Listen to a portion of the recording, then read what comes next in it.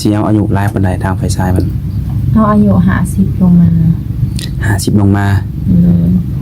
เพราะอายุรานนี่อีกอย่างเพิ่นก็เป็นผู้ใหญ่เลยสิเบิ่งแยงดูแลเฮาได้คันว่าสิเอาเด็กน้อยอายุเดียวกันก็แบบคือสิผิดสิเพียงกันไปบ่รอดเป็นบางผู้อันนี้ก็บ่ผิดของทุกตาแต่มันก็บ่เสมอไปโดยสบายดีทุกคนเนาะถือว่ามามื้อนี้ทุกคนเนาะก็มาหาสาวโสดคือเก่าทุกคนเนาะมามื้อนี้ก็ถือว่าผู้จักผู้งามอีกเนาะอยากฮู้ว่ามีชื่อจังไดเนาะชื่อทุกตาอายุจักปีแล้วอายุ25ปีอายุ25ปีโดยที่ผ่านมาได้เคยสร้างครอบครัวแล้วบ่บ่เคยสร้างครอบครัวเคยมีแฟนบ่เคยมีแฟนแต่ว่าเลิกกันไปโดนแล้วโอ้ก็เลยว่ามื้อนี้ก็ได้โอกาสมาเปิดใจเนาะโดย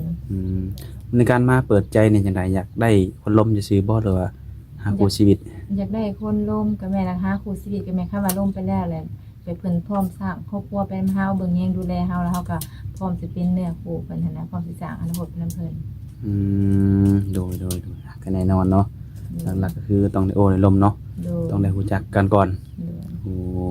ดูคืออายุ25ปีถ้าหากว่าอยากได้คนโอ้คนล้มเนาะสิเอาอายุหลายปานใดทางฝ่ายชายมันเอาอายุ50ลงมา50ลงมาโอ้เป็นจังไดในความรู้สึกคืออยากได้อายุหลายเพราะอายุรานนี่อีกอย่างเพิ่นก็เป็นผู้ใหญ่เลยสิเบิ่งแยงดูแลเฮาได้คันว่าสิเอาเด็กน้อยอายุเดียวกันก็แบบคือสิผิดสิเพียงกันไปบ่รอดเป็นบางผู้อันนี้ก็บ่ผิดของทุกตาแต่มันก็บ่เสมอไปโดและที่ผ่านมาเคยมีแฟนรุ่นเดียวกันบ่หรือว่ารุ่นอ้ายเคยมีแฟนแบบรุ่นอายุเดิน 2-3 ปีนี่แหละโอ้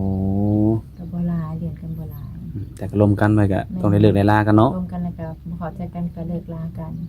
เจอแบบตามนิสัยวัยรุ่นเฮาเนาะแม่นแล้วต้องจำกัดอยู่บ่ว่าเพิ่นเป็นคนไทยคนลาวฝั่งใดนะคนไทยลาวหยังก็ได้คนใดก็ได้บ่ได้เลือกแบบว่าเพิ่นสิอยู่ประเทศใดบ้านเมืองใดหั่นน่ะพอแต่ร่วมแล้วเฮาเข้าใจกันก็พอโดแน่นอนเนาะคันว่าจำกัดอายุ50ลงมาเพิ่นอาจจะเคยมีครอบครัวหั่นนะแม่นเจ้าก็สิรับได้บ่รับได้แต่คันมีลูกบ่หรือว่าแบบบ่มีลูกหรือว่ามีเมียแล้วก็แบบปะกันกับเมียแล้วก็แบบเข้ามาโอ้ร่วมกับเฮาได้บ่เป็นหยังมาปรึกษามาเบิ่งดูใจกันได้โดยก็ถือว่าบ่ได้ติไม่ว่าเพิ่นเนาะแม่นคือเฮามาเปิดใจนี่ก็เฮาก็อยากได้อายุสูงอยู่แล้วมันบ่แม่นถ้าหากว่าน้องแบบเพิ่นเห็นคลิปนี้แล้วแบบเห็นสาวทุกตาเว้าจังซี่แล้วถูกอกถูกใจเนาะอยากโอ้อยากล้มนี่ก็มามีทางติดต่อให้เพิ่นอยู่ว่าซั่นนะโดยทางติดต่อทาง LINE มีแต่ LINE บ่โดย LINE กับ WhatsApp เพราะว่าโทรศัพท์เก่าหันได้เสียไปแล้วแล้วบัดนี้มาตั้ง LINE ใหม่ตั้ง LINE ใหม่แล้วก็ถือโอกาสได้เปิดใจเลยเนาะโดยตั้ง LINE ใหม่ถือโอกาสได้เปิดใจโดยแล้วปัจจุบันนี่จังได๋เฮ็ดเวียกเฮ็ดงานหยังซะทุกมื้อนี่เฮ็ดเวียกอยู่โรงงานแต่ว่าได้ออกมาโดนแล้วโอ้เป็นจังได๋คือว่าออกมาพักผ่อนเพราะว่าแม่เพิ่นไปเฮ็ดเวียกแม่บ้านเด้แล้วเฮาก็ต้องอยู่เฮือนแต่เฮาก็สิไปหาเฮ็ดเวียกคือกันเพราะว่าออกมาแต่โรงงานแล้วบ่ไหวก็เลยออกมาโดก็ถือว่าเคยเฮ็ดเวียกโรงงานมาเนาะโดยก็คือในช่วงนี้ถ้าว่ามีคนโดนเขาล้มก็พอมีเวลาล้มอยู่เนาะโดยมีเวลาลมอยู่คือช่วงเช้าก็ตื่นมาก็ต้องเฮ็ดเวียกคือว่าไปว่า 8-9 โมงหรือว่าโทรมาตอนนี้ก็ได้บ่เป็นหยังคันเฮาคาเวียกทางเฮาก็สิบอกเพิ่นเองแล้วมาเปิดใจชื่อสาวตุกตาก็เป็นผู้จบผู้งามเนาะแต่ถ้าว่าหนุ่มๆเข้ามานี่ต้องเลือกอยู่บนหน้าตาเพิ่นหน้าตาบ่เลือกขอเพียงแต่ว่าแบบเป็นผู้ใหญ่ที่แบบเข้าใจเฮาก็พอบ่เลือกหน้าตาขอคนที่เข้าใจแม่นขอคนที่เข้าใจแล้วก็เวลามาโอ้ร่วมกับเฮาก็แบบบ่ซูซี่บ่จู้จี้จุกจิกนะแบบเปิดใจสิร่วมกับเฮาแท้ฮักแพงเฮาแท้นะดูแล้วในความส่วนตัวนี่ทางสาวตุกตามีลมแบบใดซะคนใจร้อนบ่หรือว่าบ่มักคนใจร้อนบ่มักคนวูบวาบบ่มักคนใจร้อนตุกตาแบบเป็นคนที่แบบว่าเก็บอารมณ์ตัวเองได้แล้วก็แบบว่ามีก็คอยโอ้คอยร่วมกันอันใดบ่เข้าใจก็ต้องให้ถามสมมุติโทรมาบ่รับก็บ่แม่นว่าสาย1 2สายสิหายโดยบางทีคนเฮาก็ปาโทรศัพท์ไปเฮ็ดเวียกไปเฮ็ดหยังก็อยากให้เพิ่นเข้าใจโดยอยากให้แบบว่าร่วมกันแบบสไตล์ผู้ใหญ่เนาะแม่นคือเฮาก็มีอายุหลายแล้วเนาะอยากให้เข้าใจถ้าว่างก็สิตอบกลับเนาะโดยถ้าว่างสิตอบกลับบางทีก็สิโทรไปหาโทรขอคืนไป ก็สิถ่ายรูปให้เบิ่งว่าเฮ็ดหยัง โดแม่ๆก็อยากให้เข้าใจเนาะคนเฮาก็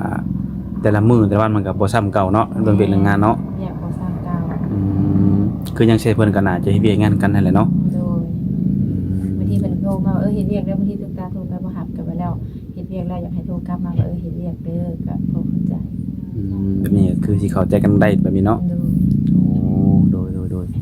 แบบมีสเปคที่มักแบบอยากได้อยู่บ่ซะ สเปคนี่บ่มีแต่แบบความสูงความเตี้ยนี่แบบบ่เตี้ยเกินแล้วก็บ่สูงเกินแบบปานกลางขนาดคนปานกลางสเปคนี่บ่มีแต่ว่าขาวดำนี่ก็แบบคนดำคนขาวก็ได้บ่ได้เลือก โอ้ยันว่าเป็นผู้จบผู้งานยันว่าต้องเลือกต้องคัดเอาข้างใน บ่ โดย บ่แม่นก็เฮาซ้ำนี้เฮาก็ต้องเลือกเอาซ้ำนั้นมันเลือกบ่ได้นะเนี่ยครูบ่ฮู้สิมาแบบใดบ่ฮู้ว่าดำหรือขาว โดยบางทีบ่คัดเอาคนหน้าตาดีคนนิสัยเพิ่นบ่เข้ากันก็มีเนาะโดยเอาง่ายๆคือในการเปิดใจนี่ก็อยากได้คนที่แบบว่าเขาอกเข้าใจเขาเนาะ แม่นก็อกเข้าใจพร้อมเบิ่งแยงดูแลเอาใจใส่เฮามีกับปรึกษาเราไป โดยและในเรื่องการที่แบบว่า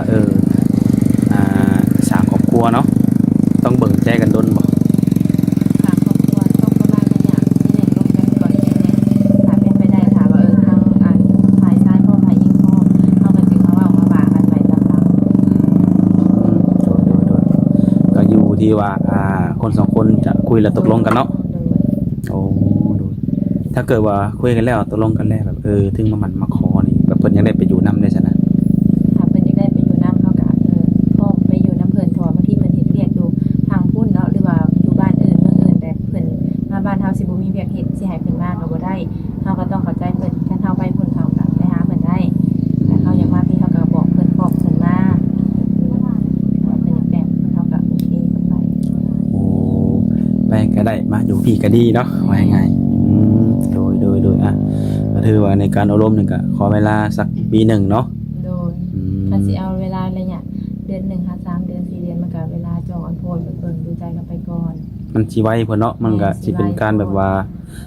บ่ฮู้นิสัยแท้จริงของกันเนาะ ยังบ่ฮู้นิสัยแท้จริงบางทีเขามาแบบใดเฮาก็ยังบ่ฮู้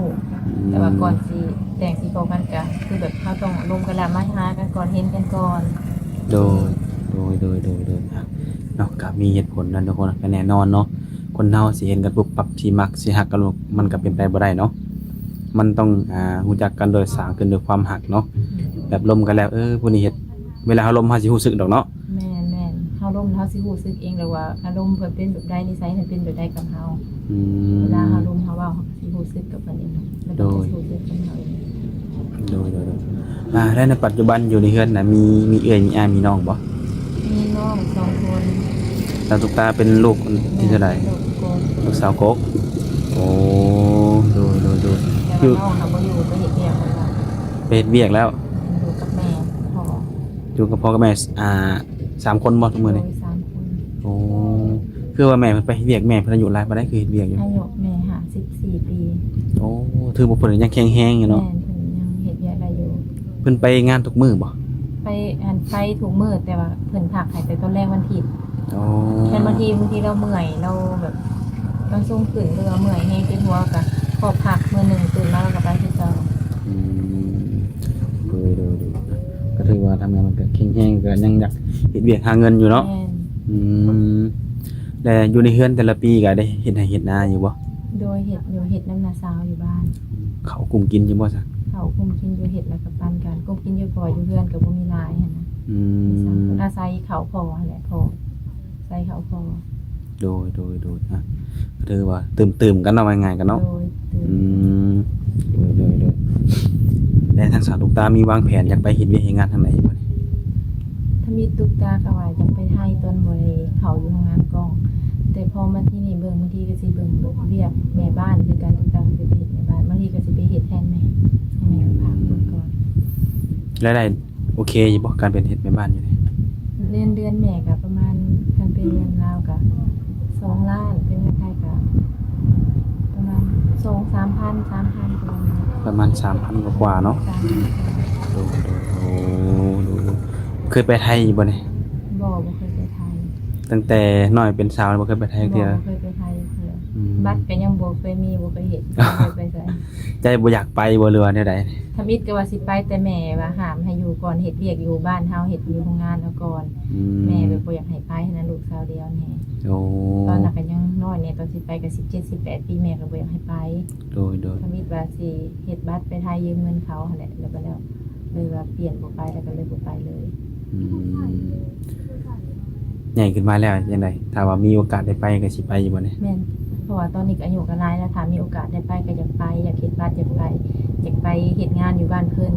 อืม เพราะว่าอยู่ทางคนก็มีคนรู้จักอยู่หั่นนะ โอ้ แต่เป็นเอื้อยรู้จักอยู่คือก็ไปเฮ็ดให้หมู่ผู้หางานให้อยู่นะ โดย ตอนนั้นยังน้อยเลยบ่กล้าไป บ่กล้าไปกับแม่นเนี่ยทางแม่มันก็ยังมีความเป็นห่วงอยู่เนาะ แม่ยังมีคนเป็นห่วงนะเพราะว่าเฮาก็เรียนจบม .6 ม .7 ใหม่แบบนี้นะ โดยโอ้โดยถ้าเกิดมีผู้บ่าวไทยเนาะสนอกสนใจแล้วเพิ่นอยากพาเจ้าไปเที่ยวที่ใดที่หนึ่งถ้าเลือกได้จะไปเที่ยวอยู่ไส อยากไปเที่ยวทะเล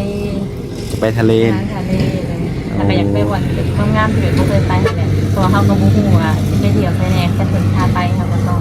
ไปนำบ่ได้เพิ่นว่างามเฮาก็งามเนาะ มีแต่บอกเพิ่นอยากไปเที่ยวแบบเมืองงามๆเนาะ แม่น อืมถ้าเกิดว่ามีขึ้นมาอีกก็สิกล้าไปอีกบ่ ถ้ามีขึ้นมาก็กล้าไปแต่ก็บ่ได้ไปคนเดียวต้องเอาแบบหมู่ไปนำบ่หรือว่าพี่น้องไปนำแบบนี้ อื นะ มแน่นอนเนาะการเฮาไปเจอหรือว่าไปเที่ยวกันครั้งแรกเนี่ยต้องมีพี่น้อง ต้องมีพี่น้องหรือว่าหมู่ปู่ไปนำ อย่างน้อยจัก 2-3 คนเนาะ คันว่าสิไปเดินเที่ยวแล้วก็บ่กล้าไปปานใดเพราะว่าบ่เคยไป โดยโอเคทุกคนเนาะถ้าหากว่าเพิ่นเที่ยวไทยเรื่อยแล้วเพิ่นอยากมาเที่ยวลาวมีบ่ปอนพาเพิ่นไป ก็มีอยู่หลายบ่อนเที่ยวลาวก็ฮู้หลายอยู่ ด้วยความส่วนตัวสาวตาก็เคยไปอยู่บ่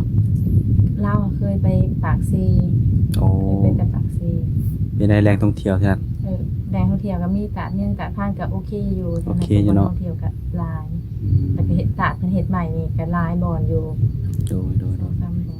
เพื่อแบบว่าเพิ่นอยากเปลี่ยนบรรยากาศเนาะว่าบ่แน่เปิดใจนี่อาจจะได้เจอผู้บ่าวไทยก็ได้ เพราะว่าหลักๆเนาะในการที่เฮาถ่ายคลิปสาวโสดเนี่ยส่วนมากก็จะมีแต่ผู้บ่าวฝั่งไทยที่มาจีบสาวลาวเฮาโดยก็ถือว่ามาเปิดใจมื้อนี้ก็หวังอยากสร้างครอบครัวอยู่แล้วเนาะ โดย แต่คือว่าในการสร้างครอบครัวมันก็ต้องมีการโอ้การลมการเบิ่งใจมันก็ต้องมีข้อตกลงกันเนาะโดยทุกคนเนาะถือว่ามามื้อนี้ก็เป็นมื้อแรกทุกคนเนาะถ้าหากว่าผู้ใดอยากรู้อิหยังเพิ่มเติมเกี่ยวกับสาวตุ๊กตาก็ทักทายมาได้เพิ่นก็ว่ามีทาง LINE แล้วก็ WhatsApp เนาะ โดย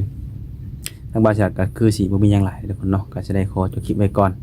ถ้าหากว่าโอกาสหน้ามีหยังเพิ่มเติมก็สิได้มาถ่ายทำให้ใหม่เนาะ โดย โดยโอเคสบายดี